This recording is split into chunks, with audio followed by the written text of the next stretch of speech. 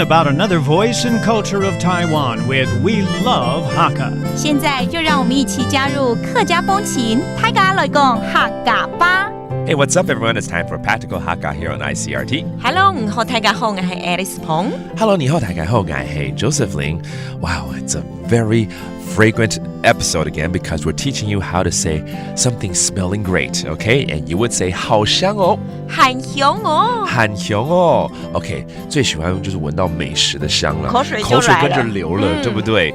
而且我跟你讲，回到家，你知道吗？不管是老婆或妈妈，对不对？煮了饭，然后等着你回来吃，什么哇，好香！你在煮什么啊？对呀。Yeah, let's teach you this scenario, okay? Let's say you go home, you smell something great, and you want to ask, what's cooking? Oh, 好香哦！你在煮什么？ That smells great. What are you cooking?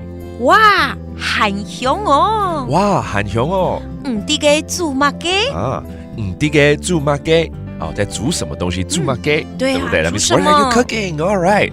你应该很会料理这个客家美食嘛，对不对？还 OK。Yeah, 你不错啦。好，炒个板条，所以我们来说，这是我炒的板条，你吃吃看。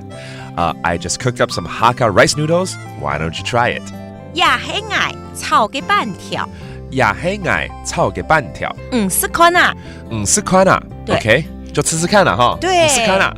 半条就是板条，哎，是板条Hakka rice noodle，对。可是我们板条半条呢是北四县在讲，南四县它会讲成面趴板。为什么你知道叫面趴板吗？什么叫面趴板呢？其实呢，你看了我们的毛巾都长长的一片，对不对？所以你那个板条一打开来，是不是也是长长的？所以面趴就是一个毛巾就对了，毛巾板看起来很干净呢。That's cute. All right. So a different area of Taiwan would actually call the Hakka rice noodles 面趴板. Otherwise, it's 板条. Okay, both are the same thing. 哇，好好吃哦 ！That tastes great. It is delicious. How do you say that?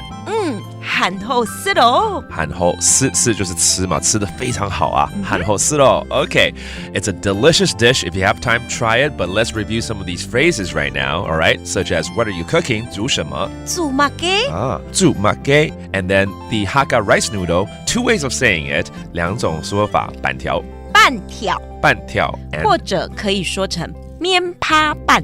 面趴板。And then finally, 好好吃 It is delicious. 很好吃哦。很好吃哦。